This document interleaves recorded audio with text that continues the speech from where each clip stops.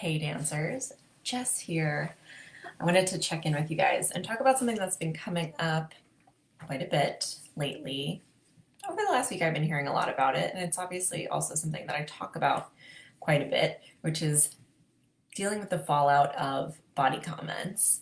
So, in dance, whether you've received body comments directly, um, whether you've received body comments in private or in public, or possibly you've even received body comments not directly, but you heard them in a room of dancers that you were in. And honestly, sometimes this happens sort of people don't even realize what they're saying, or they don't even realize that they're making body comments or dietary suggestions in the moment. They just kind of say things. This could be a teacher, this could be artistic staff, and it has an effect. And so you have to kind of process those comments and how they've affected you.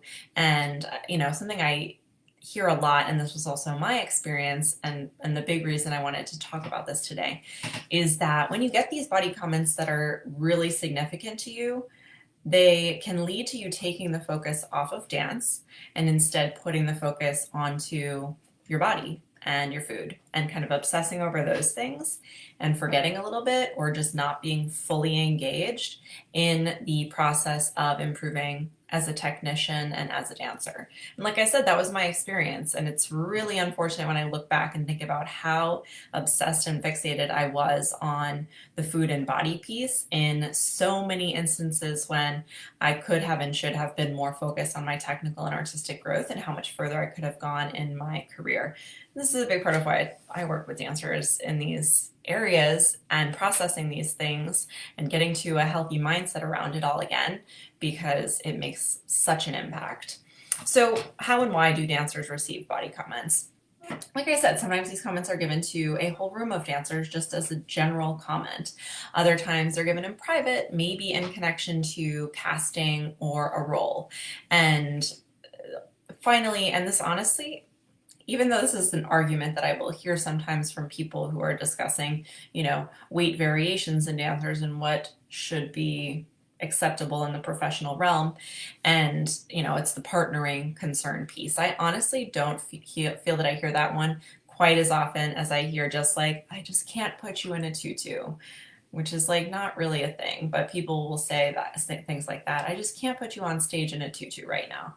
So this happens.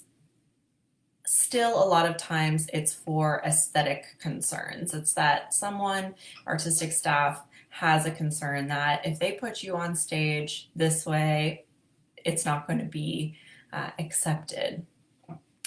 This can get into a much bigger discussion about what audiences actually want to see compared to what old school ballet people want to see. And so that's something, like I said, that's a bigger discussion, something we can certainly get into at some point. But when dancers receive these body comments, what tends to happen? Well, crash diets and disordered eating might happen. It is, I think, quite often connected to at least a disordered pattern with food, if not the actual emergence of an eating disorder.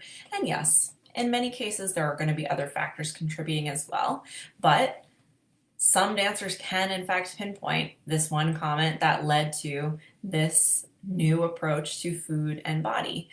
And again, for me, and I talk about this one a lot, my first body comment was at age 13, and right after that, I didn't feel comfortable. I was embarrassed. I didn't want to tell my mother that I had received this sort of feedback. So I went on my first diet, and I hear from so many dancers of similar experiences.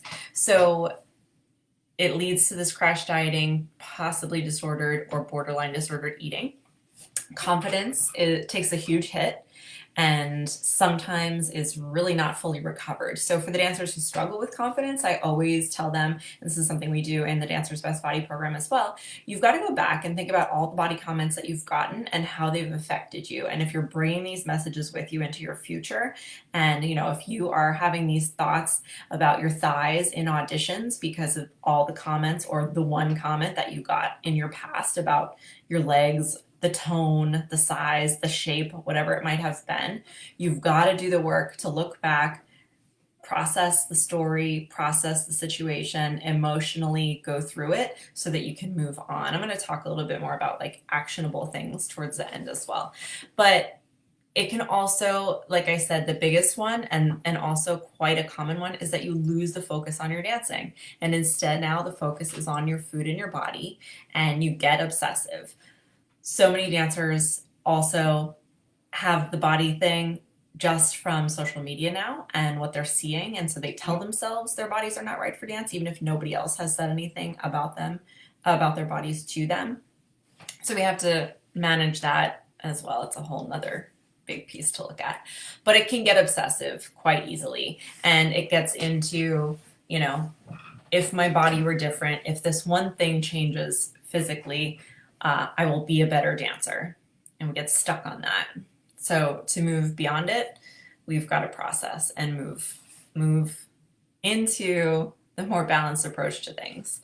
How should it be approached instead? So, this is kind of for teachers, and then this is also, for dancers to think about if they're getting approached with comments like these. If you're an older dancer dancing professionally, speaking out and saying, you know what, I think you might be better served if you approached this topic in a different way. And then for students and parents of dancers, and then also for, like I said, teachers and school administrators and things like that, things to keep in mind. If a dancer is under 18, we have to be really accepting and understanding of the fact that puberty is going to happen at some point. There are going to be natural weight fluctuations, and this is all normal and healthy, and therefore, for the most part, I think comments need to be left out of it. And it's got to be about nourishing your body and dancing and fueling yourself for performance and being an athlete.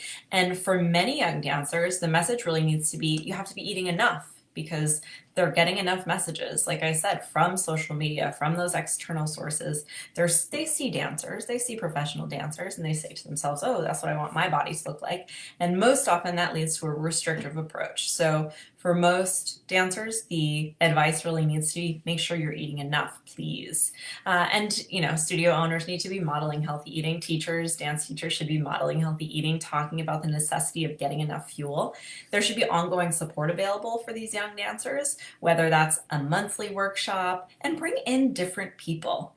Like, there are different experts that are going to support dancers through these things. Yes, bring a registered dietitian, bring health coaches, bring mindset coaches, bring in a psychologist. Have a variety of people, because not one professional is going to speak to your dancers and get the whole message of health and balance across. It's very rare. Even if this one person can speak to these things, not every dancer is going to resonate with that person. So bring in a variety of people. And like I said, maybe have a lecture series, maybe have something each and every month or every couple of months, or seek out those opportunities that are going on the internet to give to your dancers. The one thing that comes in at the younger age that might be worth considering, and I have heard this from other teachers as well, is if you're concerned for a dancer's health because of a major weight gain or a major weight loss, talk to their parents and get more information, see what you can do to help and support, see if there is something going on that needs to be addressed.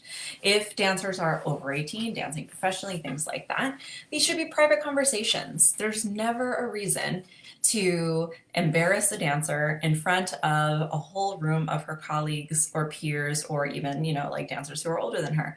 And if it's a partnering issue, sure, have a conversation about it, but you can't leave it at that, because as we learned, with Catherine Morgan sharing her experience at Miami City Ballet. She was established, she's been through it all, she was dancing at one of the most competitive companies in the world, and then went to Miami City Ballet as a soloist, and she was affected by the comments that she was receiving. So you can't just say, this is what we think you should do, please go and take care of it. Provide support. There are professional resources out there. Ballet companies and dance companies should have some sort of wellness program, something that I'm working on creating, but there should be wellness programs established where you have people who you send your dancers to, where you have ongoing support available to them. I think especially this whole situation with quarantine and COVID has taught us that dancers need more support, and it is the job of these companies to provide it to them at whatever level they're able to. There are varying levels of these things, and they can find a level that works. So how should dancers recover from this trauma? Because it is trauma. So how can they process and move on? So as far as strategies, it can help a dancer who's feeling super focused on the food and body piece to reassess the technical piece and say, okay, I feel like I've not been putting a ton of time and commitment or goal setting around my actual technique in a long time because I've been so obsessed with my body and food and weight. So refocus on the technical side of things. Maybe you find a trusted mentor or teacher to work with privately and say, I want to really work on technique from a self-love and body nourishment perspective. Can you help me in that? And, only some teachers will be really good at this, but find the person who is all about it and work with them. Make sure that your food choices are focused on increasing energy and efficiency of your body while balancing the enjoyment of food. So often these body comments, like I said, they lead to a more restrictive approach, a borderline disordered approach. And it's really important to come back to, okay, I should be really enjoying my meals. I should be making sure that I'm incorporating flavors and tastes and foods that I love and desire. So making sure that you're doing that, and then also saying, okay, I'm looking at my food as fuel. Where is the balance for me with these things? What are you obsessing about? So dancers should identify, what am I obsessing about? Is it the body? Is it the food? Is it both of these things? And what will you put the focus on instead? Do some writing, make a list. You can put focus back on the dancing, right? And I talked about that one already. Create positive routines in your life. They are so supportive. And yet in the busyness of life, we so often say, well, I don't know, I don't have time to create a routine. Like I just have to keep going. I just have to keep moving forward or I'm going to lose my footing. Create some positive routines, morning routines, nighttime routines, look at your schedule and find the ways to support yourself. One of the biggest things to work through the trauma of these body comments is to make sure that you process the emotions of your experiences. So, like I said, mine as an example, I was 13 and I just said to myself, wow, I'm no good, I'm fat, my thighs are too big, because this is the feedback that I felt I received, and that is exactly how I experienced it, and that became what I brought with me moving forward. So in order to get over it, I had to think back on that comment and then all the comments I received over the years of training and dancing professionally from there. And I had to process those emotions from those experiences and say, wow, this really made me feel overwhelmed and stressed and unhappy. It changed the way I looked at myself in the mirror. And when you process the emotions of these experiences and you work through them, and yeah, it can be painful. Sometimes the dancers who I'm working with, have very strong emotional reactions to talking about their body comments. And that makes sense because they were very emotional experiences at the time.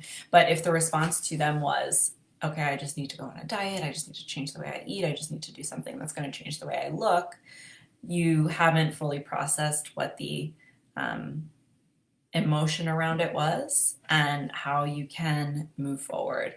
Seek out support is a big one because, again, the dancer response still so often is, I've got to just keep my head down and keep working and shut my mouth and keep moving forward and do everything that I can. And we don't necessarily think we can also have these conversations that are hard and emotional and expose vulnerabilities. So you have to really expose some vulnerabilities for yourself and open up to other people in order to process and move past these body comments so that you can once again establish a place of positivity and a healthy mindset. This is a big topic. And I'm happy to continue the conversation in the comments. Let me know what you think. Let me know what your experiences have been. Again, sharing those experiences also really helps and being more open with them because that's going to allow you to talk through again and process. So I'd love to hear what you guys have experienced from a body comment perspective, how you've moved through or how you're struggling with it. Anything I can do to help, I will offer up. Have a great rest of your night. we'll be in touch soon.